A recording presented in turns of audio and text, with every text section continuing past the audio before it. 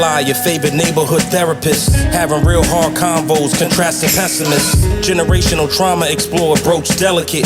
Getting to the root of the pain, healing impediments. Every week signs copay, free lessons. Bet on self, trust the process, no questions. Feel your feels, journey to be healed, no stressing. Conversations with Coach Lies now in session.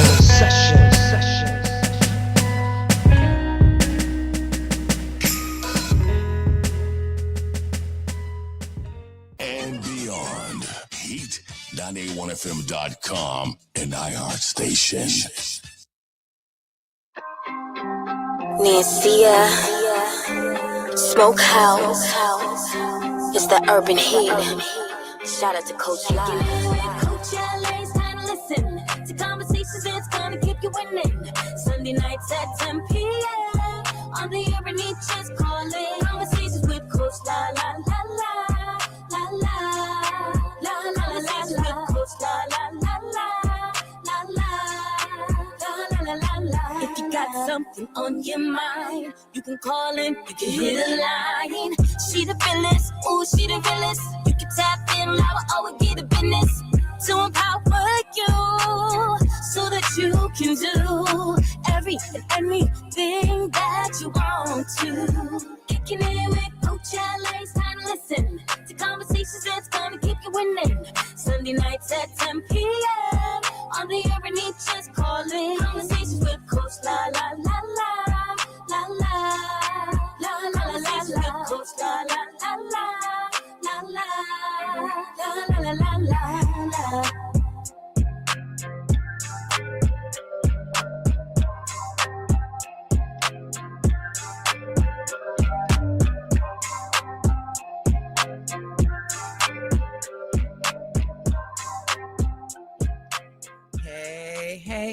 Hey. My sister got on me for saying, hey, talking about I was like Fat Albert. I have to give her a shout out.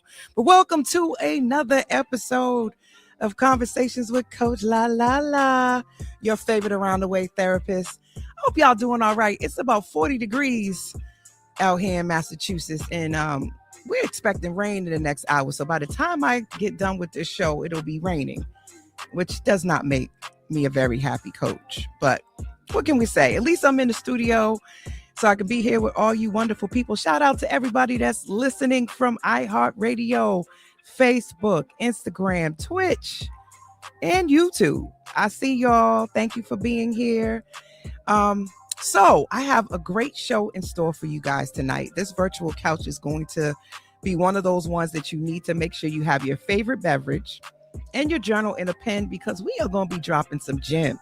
But before we get into that, I want to give my sister girl, Miss Rebecca Dupas, a big shout out, because this is the 1 year anniversary of her How to Slay a Dragon poem.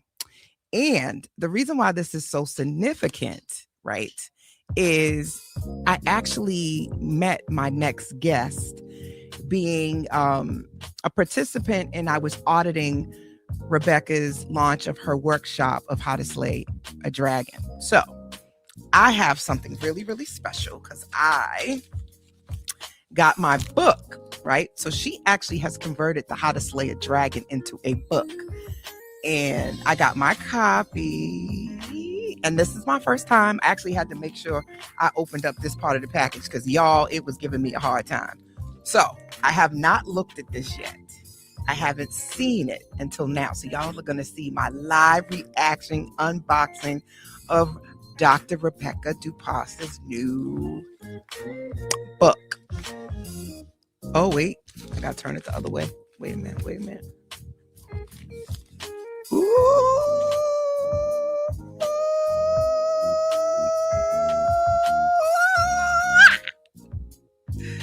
Ain't that nice? Look at this, y'all.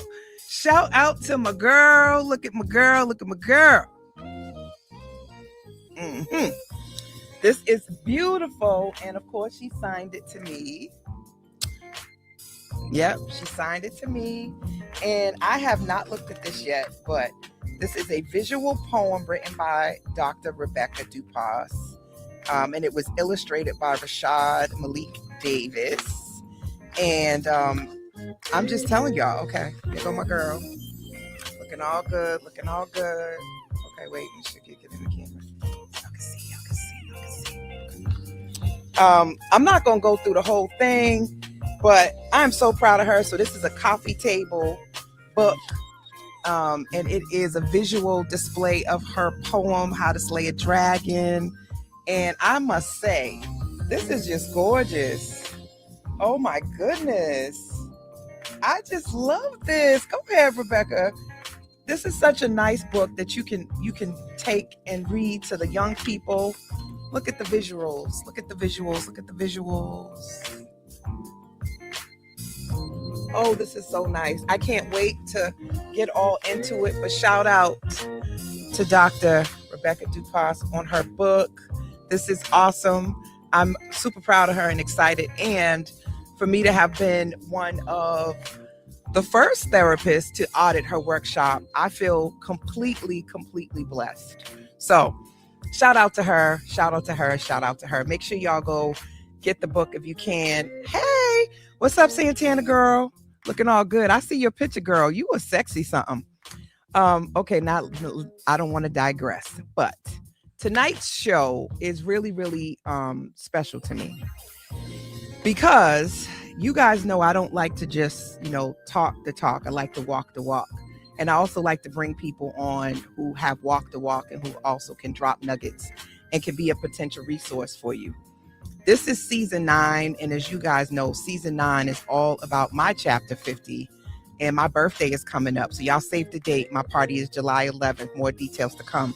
But it's all about healing, elevation, and evolving. And this is all about milestones. So a lot of us, all of our 1976 babies, we all about to turn 50. And I remember thinking 50 was so old. And on top of that, I had all these goals of what I wanted to accomplish by the time I turned 50. So this season is all about really addressing that, because some of y'all might be down, depressed, anxious. Maybe you're not hitting 50, maybe you're hitting 30, maybe you're hitting 40, 45, 25, because I got some 25-year-old clients that are freaking out. And I'm like, girl, young man, you don't even understand. 25 is a beautiful year. But they are panicking about all of the things. So tonight's episode is all about purpose in motion. And what is purpose, right? And turning pain into power, not only just power, but into profit and purpose, with my next guest, who is, let me tell you something. I met her participating in Rebecca Dupas's workshop, and she was the guest speaker. And when I tell you she was powerful and she had so much insight, that I said, yeah, you have to come talk to my audience, because you are just exuding the bet on self energy. So we're going to be talking about post-traumatic growth and purpose-driven action, right? So that is what tonight's show is all about. But let me tell you just a little bit about my guest. She is a 2-time breast cancer thriver. I said that right. She's a thriver. She's a suicide attempt survivor, which is really important. Around this time of the year, there's a spike in suicides. And I don't know if people know that. I don't have an exact science of why, but around this time of year, suicidal ideation spikes, also during the holidays, but something about the spring. She also has navigated the loss of both of her parents. And technically, if I think about the fact that my mom is going through an altered mental state, aka dementia, it sort of almost feels like I've lost 2 parents. I lost my dad 7 years ago. I cannot believe that. It's coming up on year 8. She is the author of multiple books, including Was What Asha Said, right? Which I think is very clever. I don't know if y'all caught that. It's called Was, but it stands for What Asha Said. I like that wordplay you did, sis. She's the founder and CEO of Life on Purpose Solutions, right? She's the co-founder of Beauty Time Inc.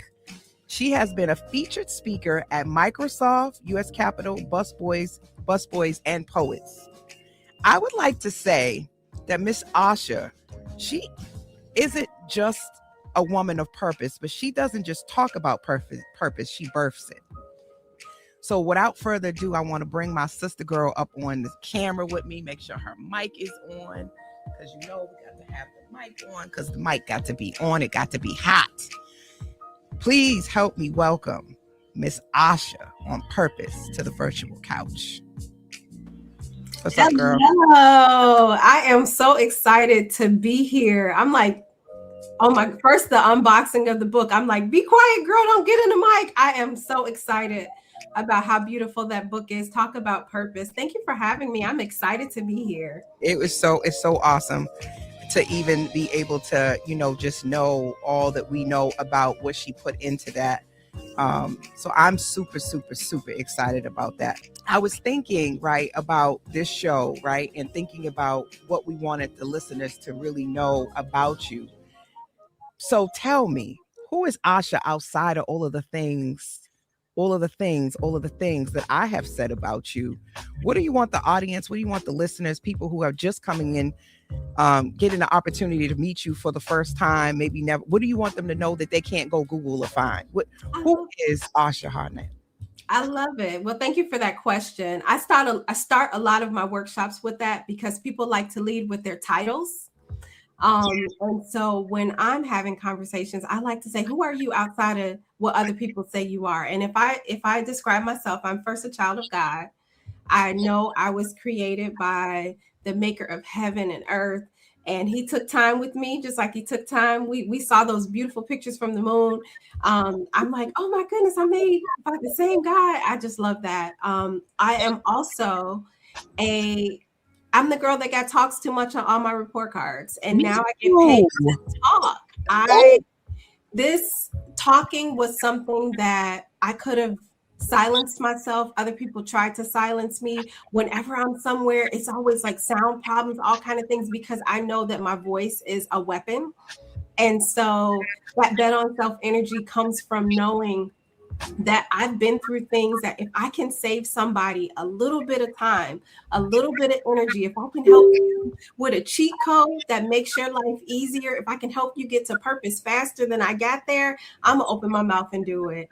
I am someone, I love the color purple. I do have my purple earrings today. I was like, I don't have on any purple. I love the color purple. So that's something that they can't Google about me. And then my name in Swahili means hope. And in Hindu, it means it means hope. And in Swahili, it means life. So that's the interesting thing. And I feel like I embody those things. My parents, they did a good job. They named me well. I'm grateful for that. I love that. I found out that my name in, I think Swahili meant the rain. Lakeisha meant the rain. I was like, wow, I like that. I like being in the rain. I actually like rain too, as long as I'm not in it. I like to be in the house and just listening to it drop.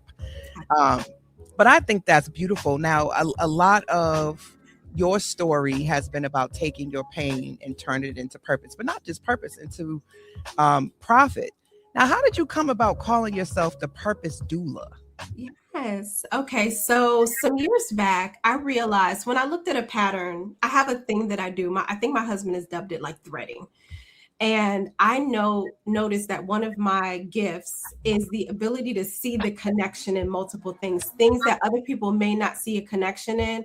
I can see a thread in it. And a lot of the times that leads to like the purpose of a thing, whether it's why I'm in a space, why I'm connected to someone, or even listening to someone tell their story. I'm like, oh, girl, you should be doing boom, boom, boom, boom, boom.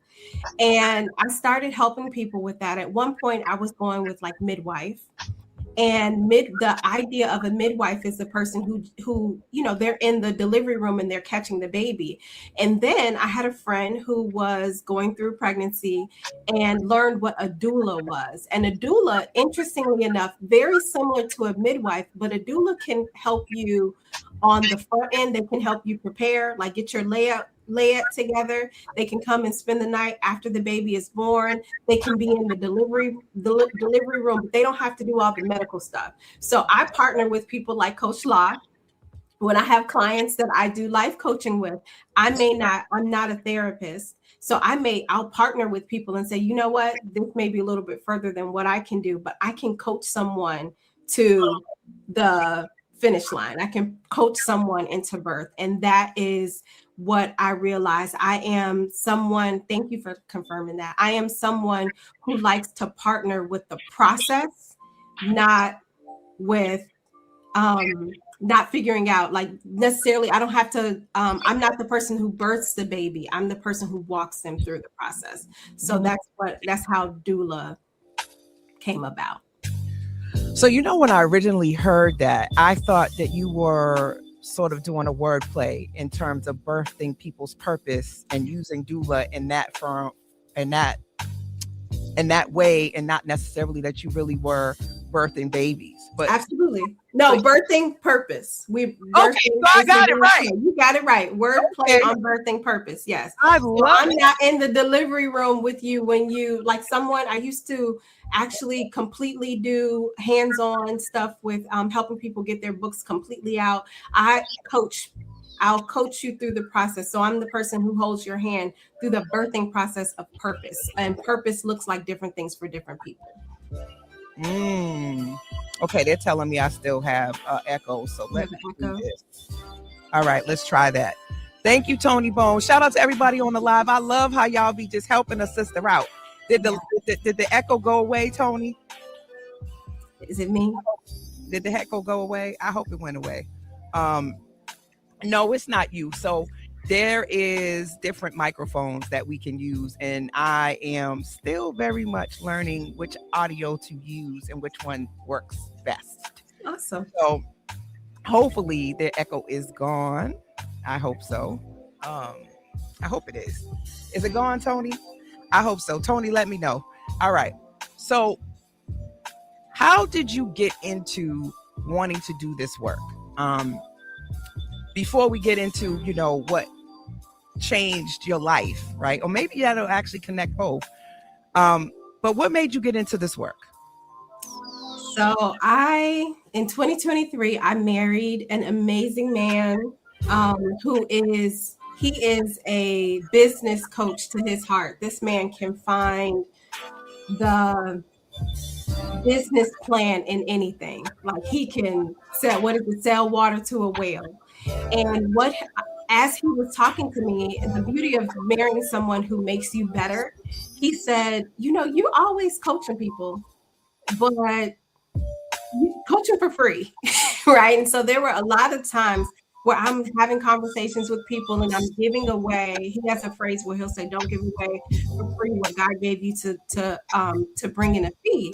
There are things that actually could be feeding your family. You could be setting up your generations past, all kind of, generations behind you, but we're giving it away and we're not treating it as if it's something valuable. So I started studying. I created an actual package, created a framework so that it was something that I could duplicate. And I realized I can actually help more people when I take it seriously. When I say, you know what, this is the framework. This is how this goes. We do identity. Then we talk about healing. I know exactly what the steps are. I'm able to. It's a process. I'm not winging it at any point. And my friends were getting results before, and then I realized, this is actually something that I need to turn into a business because it's helping people, and I need to take it more serious. I love that. I think a lot of people are trying to figure out how to connect what they have a passion to do, have fun doing, and also could make money, right? And often I think when we're thinking about purpose, some people are in careers that make a lot of money, right? They got kind of driven or led into what they thought would make money, but they're not happy in these fields and they don't feel connected to them. And I often wonder, how can you help people make that connection or get off that rat race, right? When you got bills to pay, you got stuff to do, and what you may want to do doesn't feel like it can pay the bills. But I'm curious, right? You've gone through a lot of trauma, pain, life stuff. And a lot of my listeners and clients, life is lifing. And it may seem like when you're going through all of that stuff that it just doesn't make sense. And they get off track. So who were you before life changed you and life started happening? Like, was there a big shift between the Asha that was before she survived cancer versus the Asha that we see now? A level of wisdom. I think my faith has grown, but who I am at the core has been the same. And I find that even when it comes to people walking in their purpose, a lot of the times, whatever it is you're called to do, that thing is going to show up in you regardless. And that's how people end up giving it away. That's how people end up unfulfilled, because they're giving away. They're not giving from a place of abundance. They're not giving from a place where it's overflow.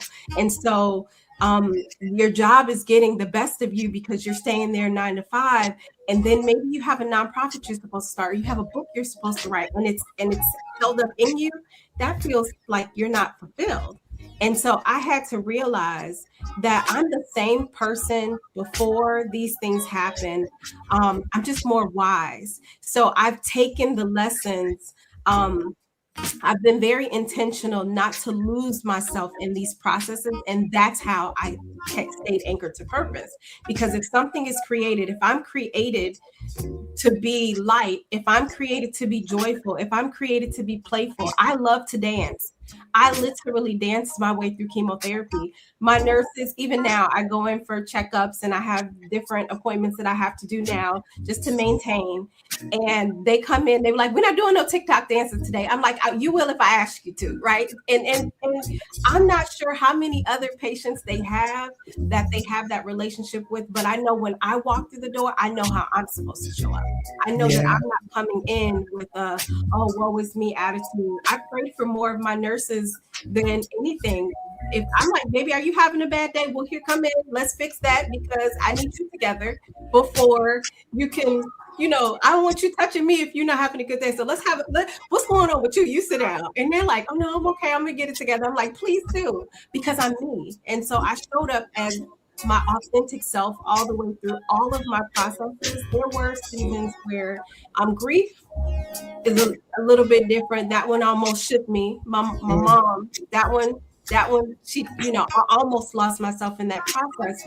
But thank God, I at the core, I know who I am. And so no matter what, I knew to get back to what I was anchored in. I knew to get back to who I am. And then just to take the lessons that I learned from each thing and add it to who I am. It doesn't change me in a way where I'm so far off of how I was created. It changes me in a way where I'm now 2.0. Every time the iPhone updates, I just got a 16. I had an iPhone 12 forever. My phone stopped working, and finally I'm like, you know what, I don't necessarily want the 17. That little button on the side sound like it's a bit too much for me, but I'll go 16. So now I have an iPhone 16, and so now that's how I am. I've leveled up. It's still the same thing at the core. I just got a couple new buttons, some things here and there. You brought up something, because I think when we lose someone, that kind of grief lingers for a long time. Because I was going to ask you, what did it mean to become yourself again after the loss? Because often, I know my dad's passing, it was like a piece of me, and I had to find a way to reconnect with him and also with myself to move forward, which is the birthing of this show, right? That makes it seem like he's just passed away like yesterday, because I'm always talking about him, but the years are going. So how did you get back to yourself? Because I know there's a lot of people that are either dealing with loss, still dealing with loss. And it's challenging to kind of get back on the horse. It feels like you're stopping and the world just is moving. And often I hear clients express just wanting everything to stop for just a second. But when your loved one leaves, the world keeps going, even if you feel like you're not. So how did you do that? How did you manage to get back to you? Yes. Well, it's a process. It's a constant process. On some days, it feels like it's all good. And then on other days, it feels like it's fresh. And so I understand what grief is. Grief is acknowledging that there's something that was here that's no longer present. and that's okay. So I have a phrase that I say, and I've said it throughout. I say it in with my coaching clients. I say it everywhere, and that's okay. And so whatever the phrase is, if you can attach "and that's okay" to the end of it, it minimizes it, because that thing doesn't have as much power. And so I didn't give grief the permission to come in and change. The book is a series of poems. I'm a poet, and so that is my process. So I wrote my pain. I wrote poems. I wrote stories. I wrote out what I needed to. I took walks in nature, and you said something very poignant, which is so true. I found ways to reconnect with myself, figure out who I was without them. Like literally, I know the moment my mother left Earth, I felt my umbilical cord physically snap, like my stomach. I wasn't in the house, I wasn't there. And before I got the phone call, it's like my umbilical cord, I felt it snap, and I felt her leave. Wow. The change, there's a connection, but I feel now that it's been 7 years, I feel more connected to her in other ways. There are times where I'll get a scripture from someone, or I'll get a call from someone, or all of a sudden, like this morning in church, they sang one of my mother's favorite songs. They never sing those old hymn songs. They're always singing this new contemporary stuff. And today they just went old school. And I just felt like she was present. And so finding ways to stay connected to whatever we lost without us burying ourselves with them, because that's what we're tempted to do. Realizing that I don't say that that I buried my parents, that I planted them. They were planted. So my mother was planted first and my father was planted second. And when I reframed the conversation around them being planted, when you plant something, you expect something else bigger and better to grow in its place. Something with some limbs and some legacy and some purpose and some fruit grows in its place. And so I don't say buried is like that's the end. But if you plant something, it's the beginning of something new. And I had to reframe the conversation around understanding that they were planted, that their lives were planted, that the words that they planted in us and our children were planted. And those things are going to bear fruit. They won't be here in the ways that we expected to celebrate it, but they're celebrating. They're celebrating. Their lives mean something, and that's part of the process. Is not burying ourselves with them. I love that, the planting. I think that finding meaning, and you probably know this already, and I've talked about it in other episodes, but finding meaning and purpose is one of the things to really help navigate grief. So I have a segment, right, where I get into, what therapy means to you. So let's get into it. Because all of the things that you just described, right, are forms of therapy. And from your perspective, how has therapy shaped, molded, or even transformed your thinking? What does it mean to you in terms of being in therapy, or have you used therapy? Like, what role has it played in your life? So multiple ways. And understanding that therapy is not one thing. My first encounter with therapy happened when I was 15, and I took a bottle of Benadryl and a bottle of Tylenol and a bottle of something else. And it was one of those moments where I can't honestly say that I understood that I could not wake up for this. I just wanted the world to stop. I was a PK, preacher's kid. Both of my parents were ministers, all kind of things. And I felt like at the time there was a lot of pressure that I didn't know how to articulate. And so they hospitalized me. And I talked my way out of the hospital so I could take my finals. Like that's who I was. But during the process, they gave me tools, which was a journal and a therapist. And having someone who's neutral, who doesn't judge, that it wasn't her job to fix me. It wasn't her job. She wasn't telling my parents what I said. She didn't give me a bunch of scriptures. She simply listened. And then she would ask questions like, Does that make sense to you? And I'm like, well, honestly, it doesn't. And so what it taught me was that a lot of the answers are already in me, but sometimes it's helpful to have somebody that's not connected to what's happening guide you. And so when I got the first diagnosis of breast cancer, I enlisted 3 therapists simultaneously because I had buried my mother in 2018, and then I was diagnosed in 2020. And so I knew I needed a therapist for grief because I knew that could potentially be part of the problem. I knew that I wanted someone who understood the journey that I was embarking on. And I also wanted someone who understood what was happening in the world. We were in the middle of, I say the panoramic, because I don't use words that bring fear, because words are power. So I don't say all the stuff they were saying on the news. That's that panoramic, because it created a 360 view of everything that was happening in the world. And so there were things happening in our culture, in our community, just living in brown skin in the US at that time when everything was shut down was a lot. So I had 3 different therapists at one time, and I would have different conversations with all 3. And so I think it is a powerful tool. It can be an absolute weapon because it can help you understand yourself.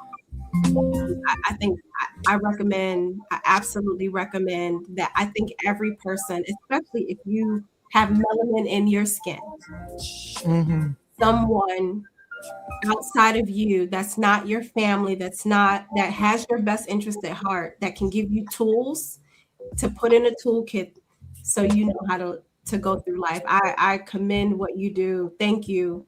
We need amazing therapists. Thank you.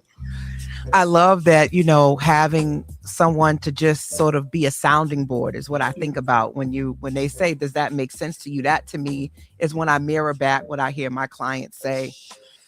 Now, a lot of people talk about being in survival mode, right? And that's a big thing. That's sort of pop therapy, pop culture. And as you said, words have power. So I have really been encouraging people to really think about when you say you're in survival mode, what does that mean? So from your perspective, what does healing look like beyond survival? Because you said I'm a thriver. And I feel like for me, if you're no longer in the situation and you've already gotten on the other side, you've already survived 100% of your worst days.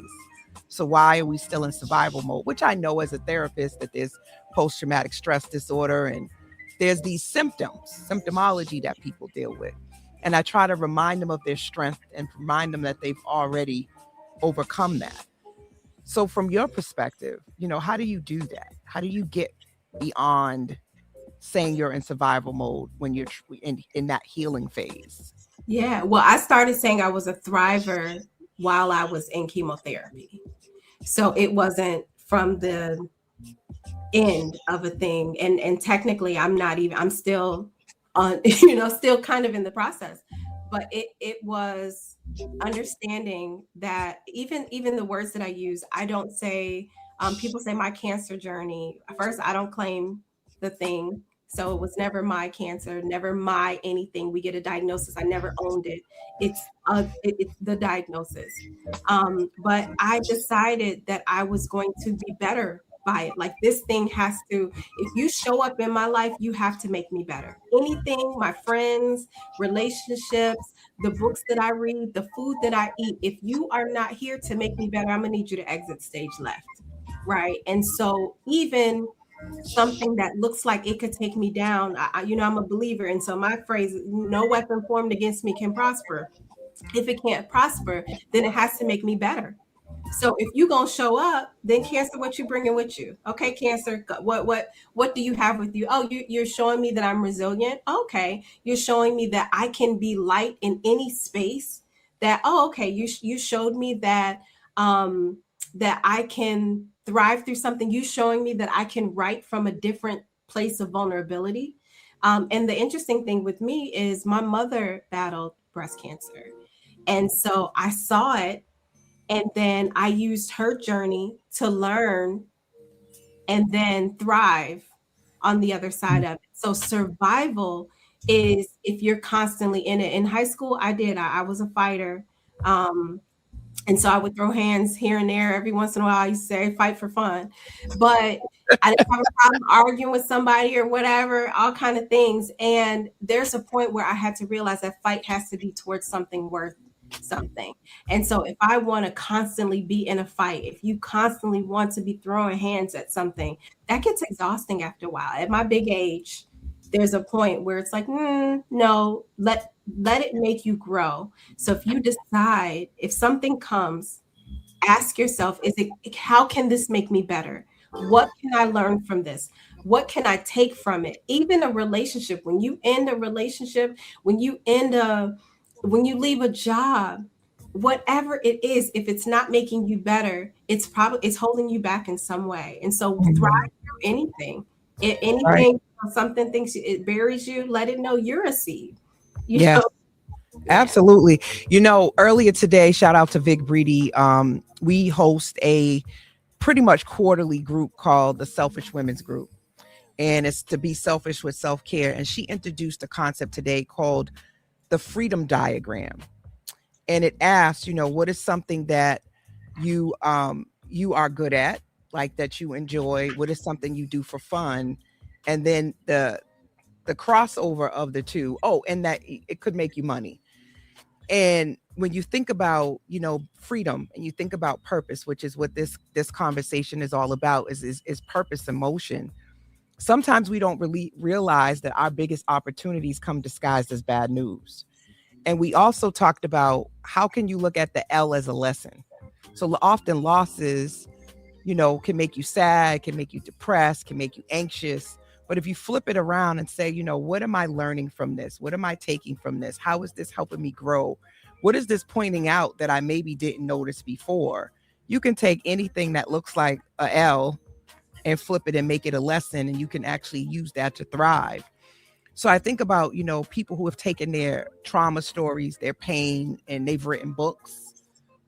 They become, motivational speakers. They become life coaches. They become therapists.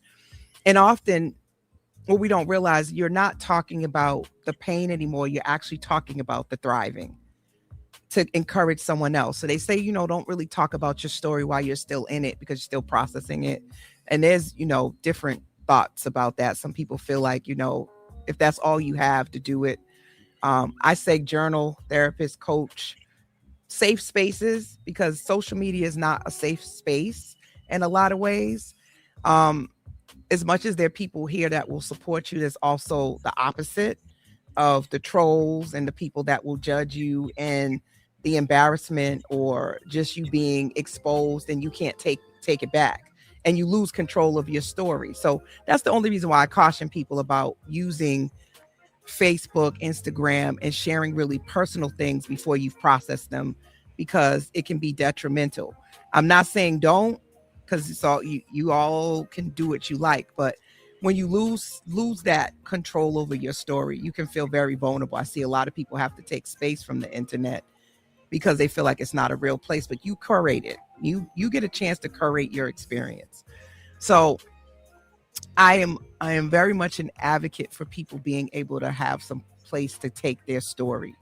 And I think that's what you're really sharing too, is that therapy, journaling, writing books, I think are healthy ways to sort of process your story. So how do you maintain your mental health while holding space for others? That's good. Yes. That's good. I believe in the power of the village. I have a group on Facebook called The Village, Auntie Asha's Village. And it started because my children's father was, get on my nerves. I go in and I wanted to talk about my baby daddy, right? And but I didn't want it to be on Facebook, exactly what you're saying. I didn't want to put it on Facebook. And it was right when Facebook started testing groups. And so I created a village for other moms. And I would see people post stuff and I'd be like, girl, take that off Facebook, come in here. Girl, take that off your page. Take that post down, come in here. And created a space and realized that the village, we say it takes a village to raise a child, but really the village is really for, for the adults as well. And so I believe in the power of the village. who is in your circle. And if you don't have a circle, if you're on and you're watching, Coach Law is in your circle. I even just meeting you a few times, I already know she's a resource. So she's automatically added in my village. We immediately linked. I'm like, oh, yep, added. Locked in. We locked in, twin. Because when you meet people who have the heart to care for others, the question is too, who's caring for them? And if I know I'm somebody, I can hold space for you and you can hold space for me, then it becomes a partnership. I write. I'm a journal. My children and my husband know when 100 years from now, when I finally decide to give up the ghosts and I'm done, burn the journals, because there's nothing in here. You don't want to know. You don't want to know I'm talking about, because I'm honest. That's where all the bodies are buried. Baby, burn it. Do not read it. I will publish what I want published while I am on this side of earth. Right. Everything else, I'm gonna need you to light on fire, okay? Because I use it. I need to vent. I am also a very, very, yes, there are men in. There's men welcome. You all are welcome. That's not mine. Baby mamas. That's not mine. I didn't add him in the village, but yes, there are fathers and mothers, aunts. There are people who don't have children that are also in there as well. But I understood how important it was to create a community. And so I journal. I am my mother was a prayer warrior. I wake up in the morning and I could have holy oil on my forehead at any moment, or hear her praying in the bathroom. And I didn't really understand her prayer life when she was here. And now that she's not here, it's a legacy that she has left me. And so prayer absolutely is one of my favorite weapons. And then poetry, definitely writing poetry. I like to, sometimes journaling turns into poetry, but that's how I keep my mental health. And I do have a therapist. I'm in between therapists right now. So I always say this because some people get really caught up on like having multiple therapists, but I feel like we all add to your journey.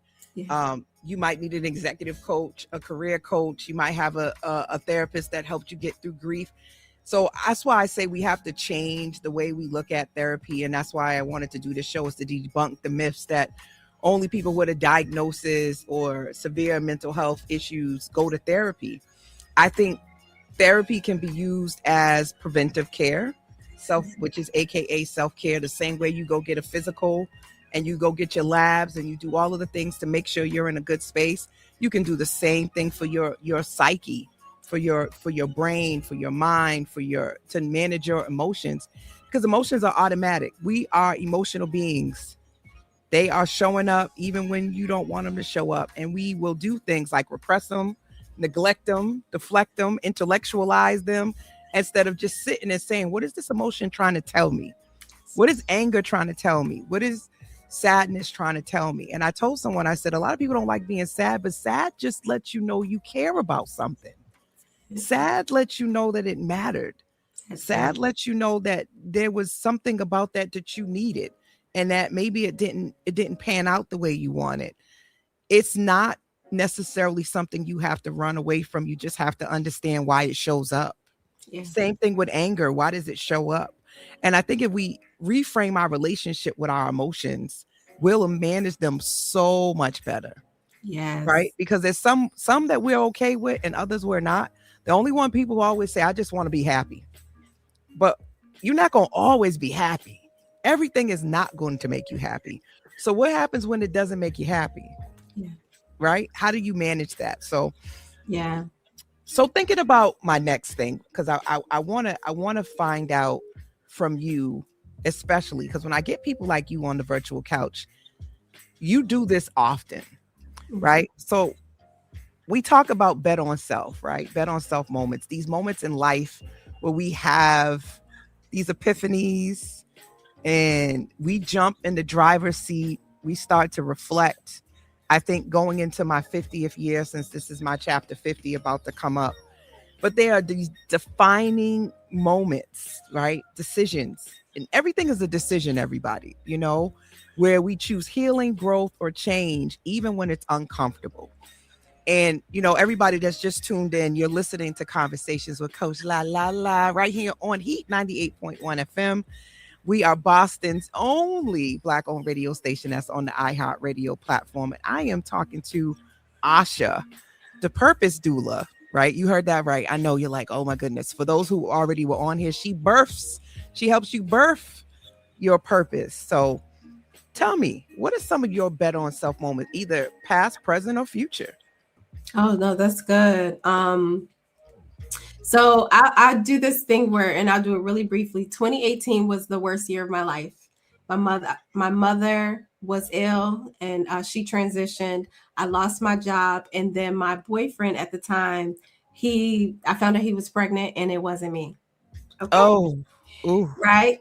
Oh, but yeah. I also say 2018 was the year that I learned who I was. I learned that I was in a job. I was sitting in a cubicle that was too small for my purpose.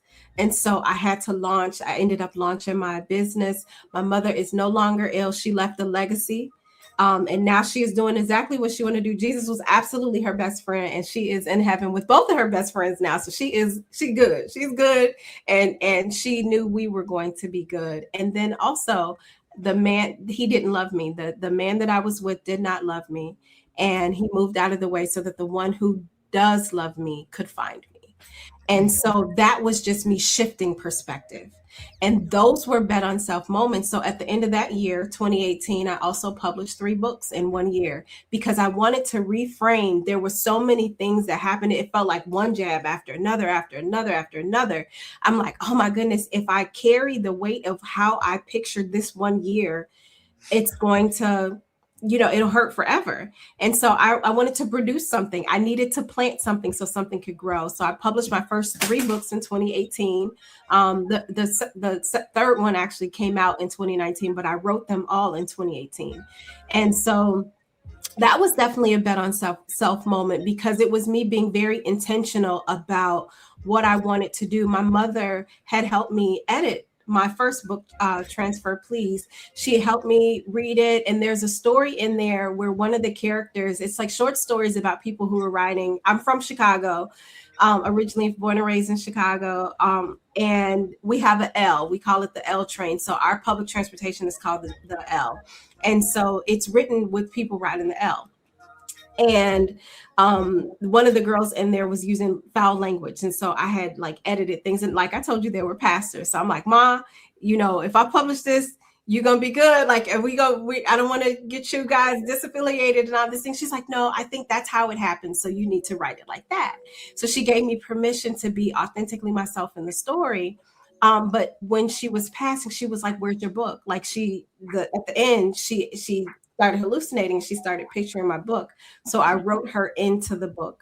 And that's how I published the first one. And so that was really a bet on self moment when I said, at first I'm like, oh, I don't want to do it anymore. She didn't get to see it. And then I shifted it and I'm like, you know what? She will get to see it. She saw the book.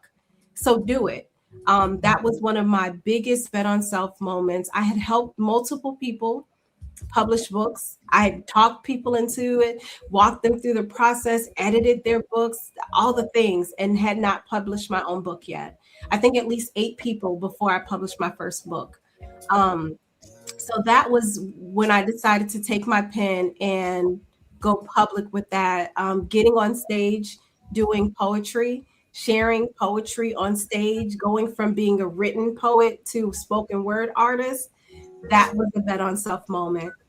Absolutely.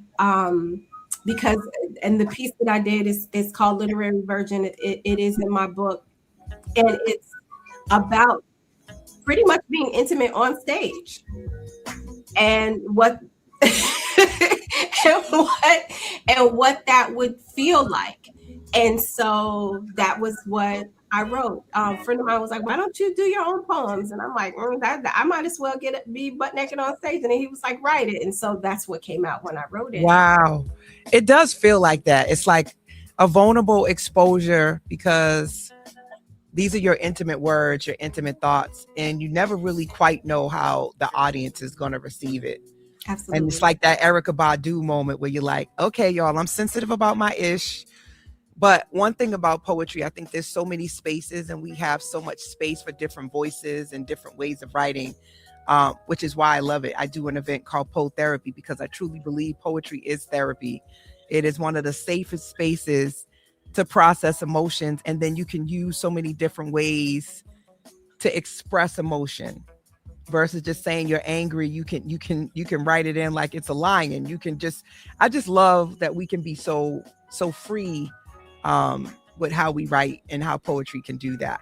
Everybody that is watching on Facebook, Instagram, YouTube, there's a poll, right? And so I had a question, do you know what your life purpose is? So many people come to therapy and they are reporting feeling stuck, lost, and just like they don't know, like they're just in a conundrum of life throwing them in a wash machine and they're in the spin cycle and they really just don't know how to stop it.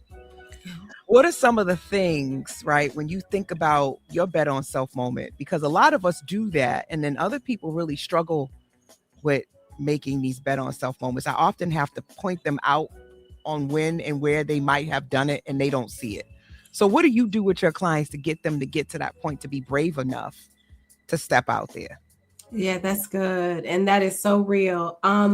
One of the first things that I do is help them, because it has to do with identity. That first question that you asked me, who are you? That's not Googleable.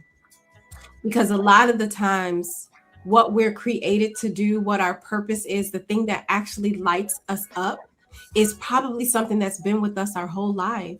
I remember I was introduced to poetry young and I didn't necessarily, Dr. Maya Angelou, I met Dr. Maya Angelou and she said, your name is a poem. And I hated my name at the time. And I was like, oh, baby, now after that, you can't tell me nothing. I've been writing poetry ever since. I'm official, right? And so there are moments that just shift who we are and they anchor our identity. So it really, really has everything to do with who are you? And how do you want to show up in the world? One of my favorite things to do is have people write. I write a lot at the beginning of every year, I write a letter to myself at the end of the year.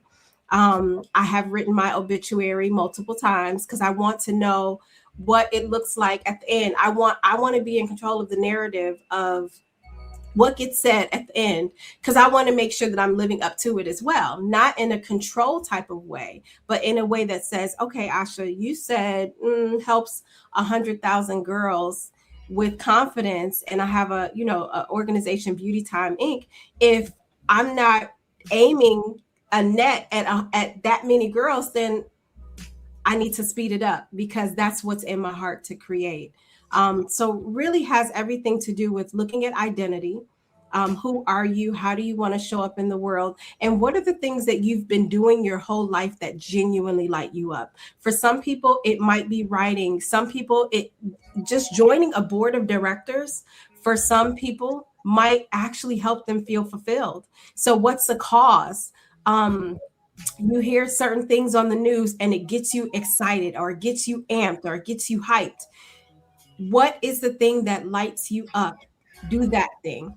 And how can you do that thing? Sometimes it's in addition to your job. It doesn't necessarily mean walking your purpose doesn't, but most of my clients, they work. A lot of the women I work with, especially the women, are six-figure CEOs. There's six-figure women. They're working in corporations. They don't quit their jobs. We're just helping them do things outside of their work or even integrating themselves into what they're doing so that they feel fulfilled consistently. It's not something they have to turn on and off. Yeah. I love the who am I question. I do that a lot in the I am statements.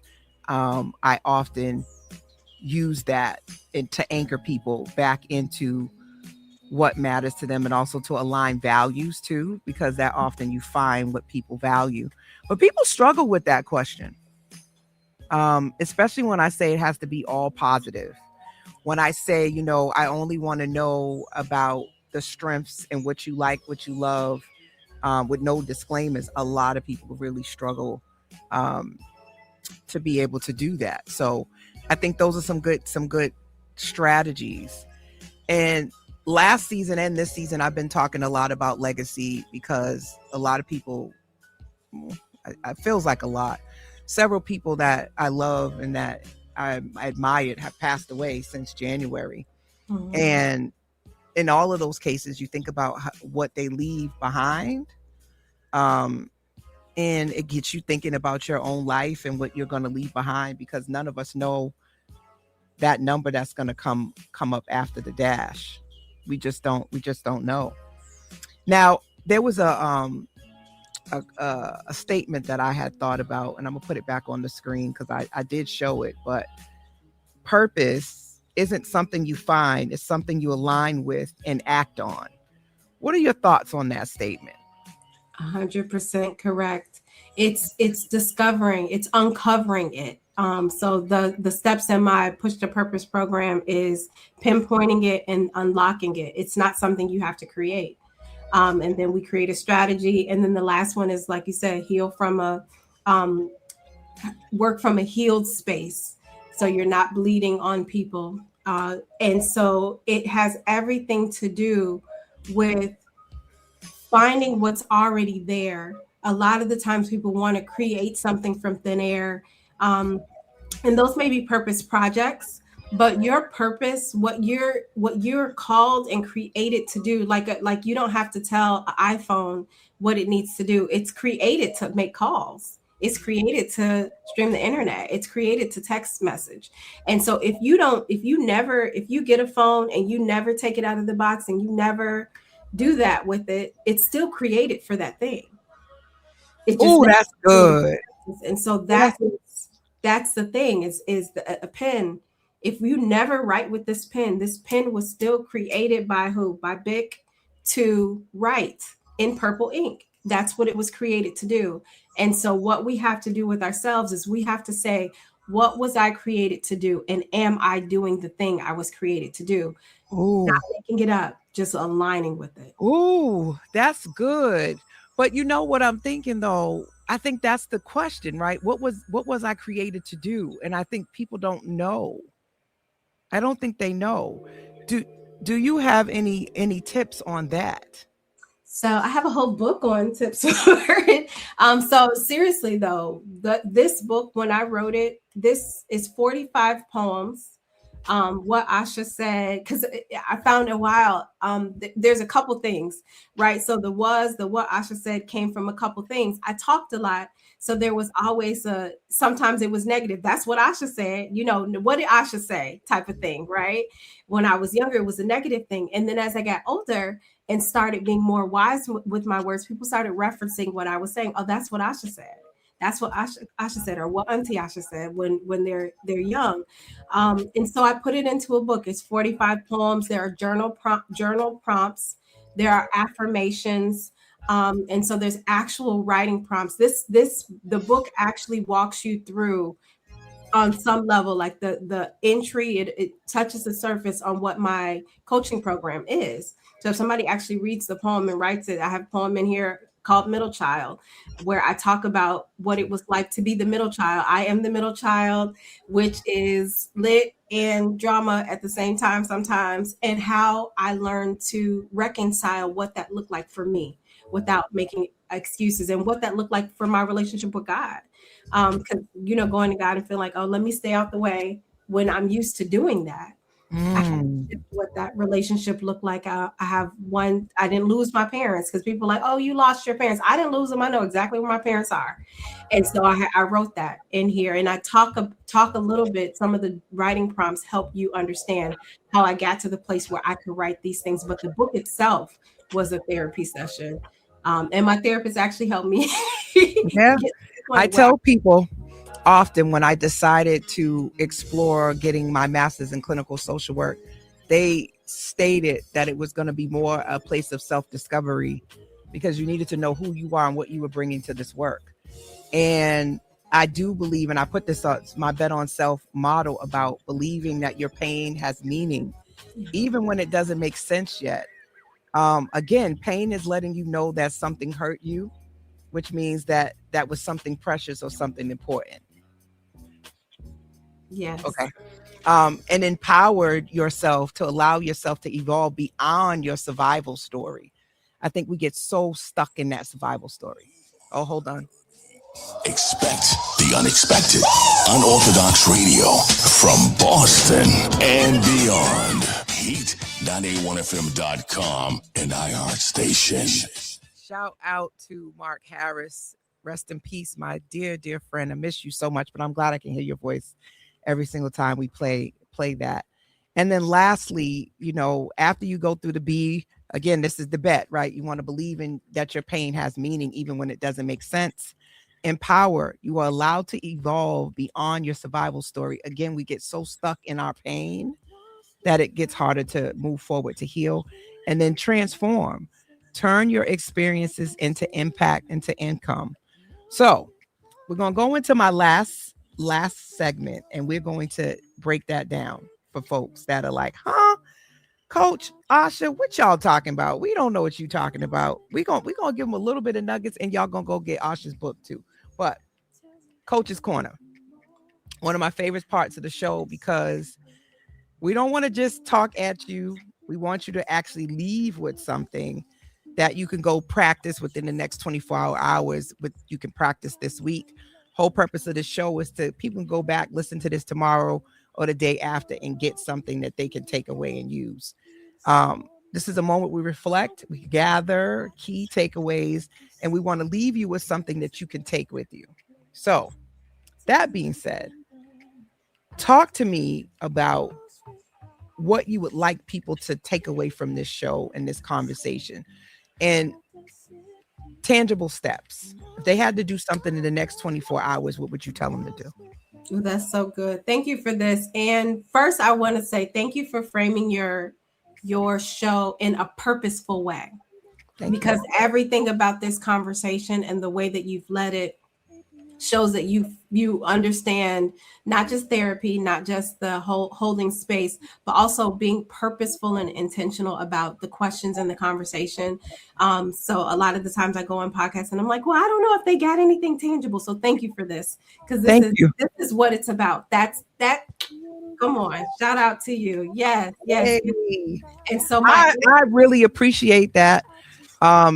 Because that is the point of this. A lot of people listen to this tomorrow. And as you know, on every Thursday, this live show gets converted into a podcast. So it lives out in the metaverse for people to listen to over and over again. So I appreciate you telling me that, because it makes me feel really good. It makes me feel connected to my purpose. So thank you. Absolutely. You are 100% connected. And I love to see it. So my steps would be to, one, lock into, write your story, even if it's not to share with other people. Sit down and ask yourself, what is it that you've experienced? One of the things that I know for sure, like I said, I am a believer. And so we listen to the story of David, right? When he had to fight Goliath, one of the things that made David's life easier, because David was like, oh, I can do this because I fought the lion and I fought the bear. So when I fought the lion and the bear, then this giant is just a little bit bigger. It's a little bit different, but I've done that before. And I have the tools that I know how to use. And so a lot of the times, a lot of us are not giving ourselves credit for the lions and the bears and the meerkats and the snakes. Y'all done and the dragons that y'all have slayed. You have experienced some things and you've survived it. If you're here, if you are listening to this podcast, you have purpose. With breath in your lung, there is something for you to do. And so if you would sit with the fact that you have accomplished something, even if it's, I just woke up, I don't feel like I'm doing a lot of the times it's whether it's parenting, if you held the door for somebody, if you were kind to somebody, you don't know what the ripple effect of what those things are. A journal that I keep specifically for medical. I have a journal that I keep specifically for, I have one when I want to talk to my mom, when I can't pick up the phone and I can't talk to her. I have a journal that I had given her for Mother's Day that I took back and she can't say nothing about it. Right. And so now I'm writing to her in that. And so I absolutely believe in writing down your wins, document the things that you have experienced already, and then setting a goal for where you want to go. Begin with the end in mind. How do you want life to unfold? What is something that you want? Write your goals. A lot of the times we miss purpose because we don't set goals. We're setting goals that align with other people. Especially, I know my children are now 29, 28, and 25. And so it's easy to get locked into that, just the role of mothering, but they're grown. They are living life now. So if I didn't know who I was, I'd be lost. So what are your goals for the future? And what have you accomplished in the past? And when you can frame your life in between where you're headed and where you're going without getting lost in where you are today, you'll always stay in a sense of purpose. You'll always say, why am I in this moment? Why am I here? I am here because someone needs to hear what I have to say. And I come into these moments knowing I knew somebody was going to say something that I need. I'm looking forward to going back and reading the comments. I've been taking notes from things that Coach La has been saying tonight, because I know that every moment is purposeful, and I can deposit, but I can always receive simultaneously. So walking through life in a place where you have your hands open to receive what it is that you're supposed to have, and then also you're open to giving what it is that you have inside of you that other people need. If you do that consistently, you'll always feel purposeful. You'll take every moment and you'll turn it into something beautiful. It can always turn into something beautiful. I love that. And I would add on, one of the biggest fears often is AKA criticism, but I'm a reframe that and call it feedback. There's a concept that I invite listeners to go look up called feed forward. Feed forward.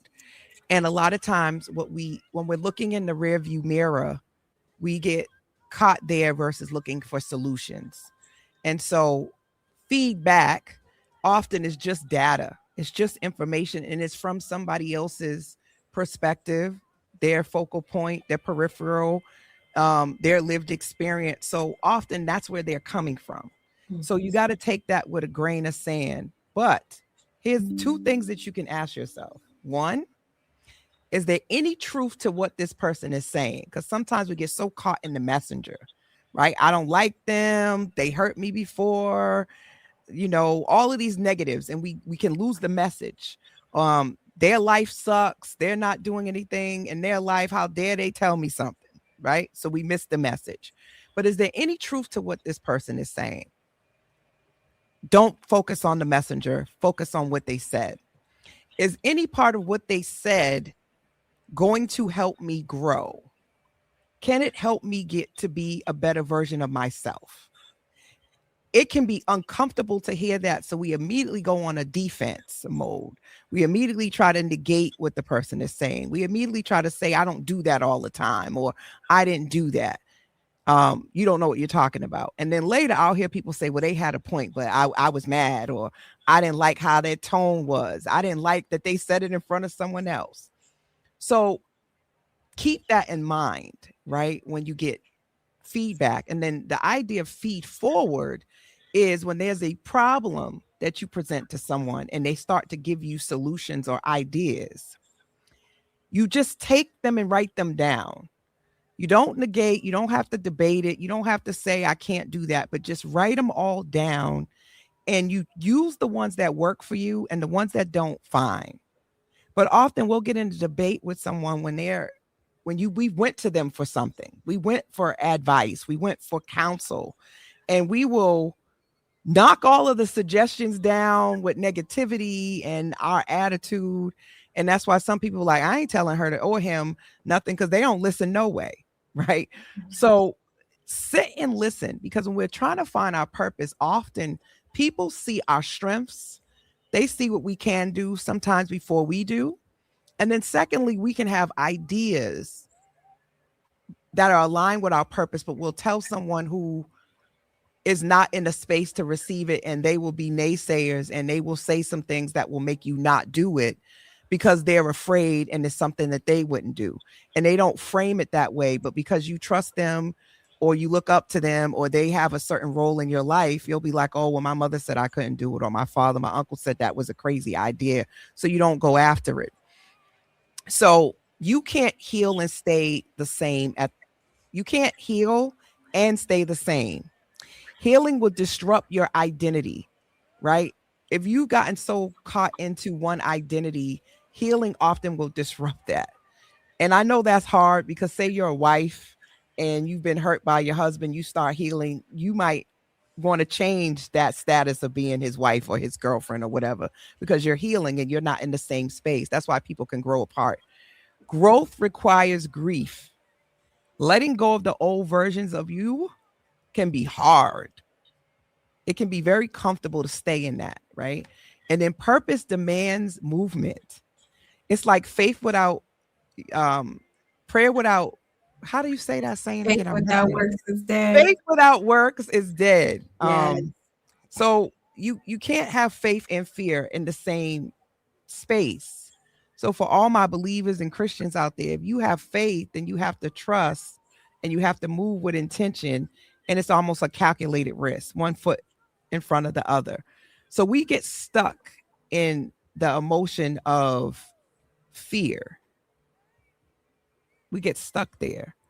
And we often don't know how to move out of that. And fear for me is connected to anger and sadness and disgust.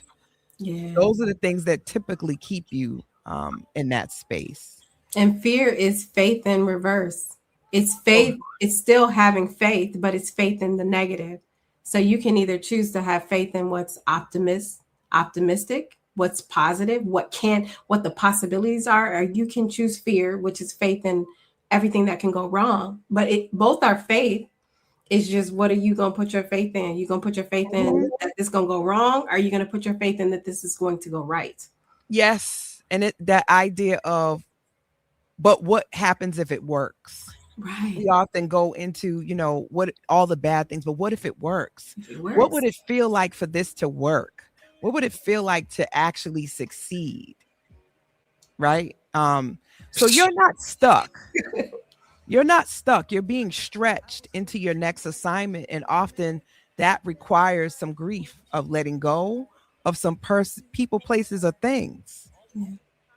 So, all right. Last but not least, let's just talk about this real quick. The power pivot that I talked about last time, which was a check-in, was to switch your language, which is what Asha's saying too. Speak like the version of yourself that you're stepping into. Imagine that. And I love, again, shout out to Rebecca, the whole idea of slaying the dragon is that we all got this inner voice that's talking to us and telling us what we can't do. But is that even your voice? Sometimes that voice is somebody else. A naysayer, a teacher, a parent, a friend who you're still listening to, an ex that's still in your head that you got it on replay. It's not even your voice. So I told you guys last week to practice visibility, to show up before you feel ready. Confidence isn't found. It's rebuilt through aligned action. And I asked you also, which Asha also brought this home, I am, and to finish the sentence. So I'm bringing this all back because I want to tie it in. This season 9, is about milestones. This isn't a midlife crisis. This is midlife clarity. So for all of us that's turning 50, that's like, oh my God, I haven't reached where I want to be. I want you to take Asha's advice and sit down and write out all of the things you've accomplished. All of your wins, all of the times that you've bet on self that you didn't even know you did, because your purpose is somewhere in all of that. Mm-hmm. What else would you add to that? Because that's kind of where I'm at. Yes, I would say take the ideas that you think the things that you think you want to do. We have these lists of, like, I have 100 things to accomplish list, and I update it consistently. I've crossed things off, but keeping a list of where you want to go and what you want to do, but not making it something that you're crossing, that it's like, if I don't accomplish this, I'm not doing well, but it's something to aspire to. Who do you want to be? Taking those things, like writing those lists, journaling. And then also I would say on the flip of that is giving ourselves grace. It's really easy to compare. I was a teen mom And so there was a period of time, but I was a straight A honor roll student. So I was the one that was a lot of the times assumed that I was going to college on scholarship more than some of my peers. And I watched them graduate from college when I hadn't. I, went to work and I took care of my children. And there was a period of time where I was comparing my life to other people's so much. And I didn't give myself grace for what I was accomplishing. Girl, you are keeping humans alive. Girl, you are learning new work skills. You are in an environment that was actually training me for what my purpose was later down the line. I didn't give myself grace for where I was. I didn't pat myself on the back for the things that I was accomplishing. So I would say also giving ourselves grace for reinventing ourselves every time we've ever had to. Because if we're looking at ourselves and it's like, I don't know what I'm supposed to be doing, or I'm not sure what's next, that's what my husband say, and that's the best part, right? So I'll tell him something and I'll be like, babe, such and such happened. He's like, and that's the best part. Because now that means that something good can happen. Now that means that there's opportunity. Now that means that there's great things that can come from that. So giving ourselves these moments where we can say, and that's the best part. The fact that we're facing milestones and we don't know what's going to happen next, that's the best part. Because now you have an opportunity to write something that is authentically you. Because as you figure out what that looks like for you, you're giving yourself the grace needed. You're picking up the lessons. You're saying, oh, you know what? I accomplished this. Wait a minute. I want to accomplish this. You're being authentic with yourself. So when you do accomplish all the things that it is that God has for you to do, you won't miss the mark. There's no getting it wrong because it's your life. And that's the best part. I love that. We're going to end right there. That's the best part, is that I've had you on the show, Asha on Purpose. Girl, I knew you was going to come through and bring it.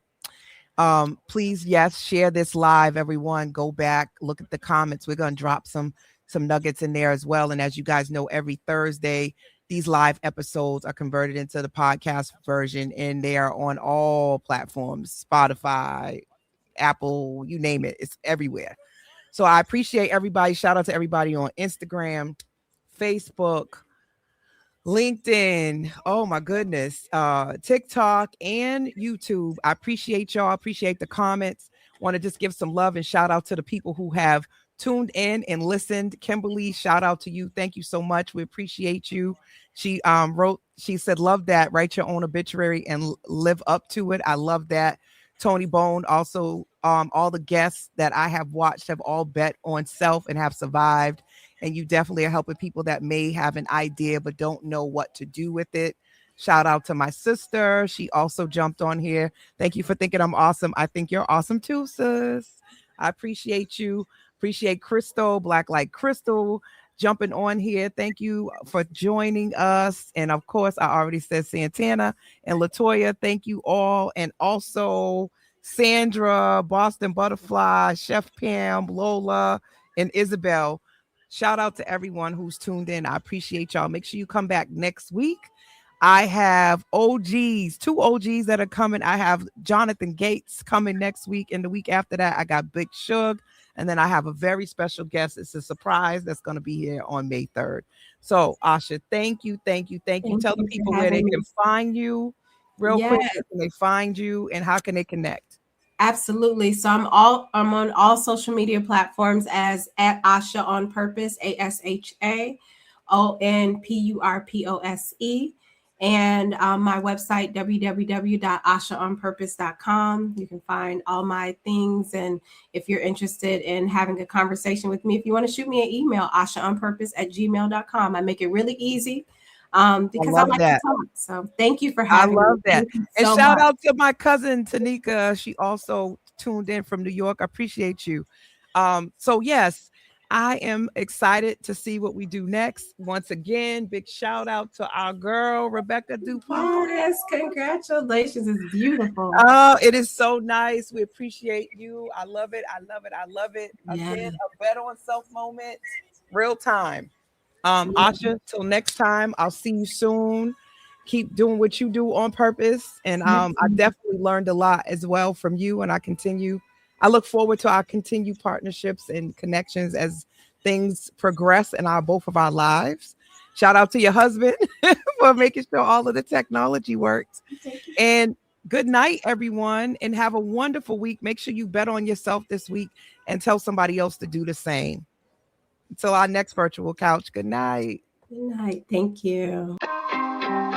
Nancia, Smokehouse, it's the urban heat. Shout out to Coach Live. Coach LA, it's time to listen to conversations that's gonna keep you winning. Sunday nights at 10.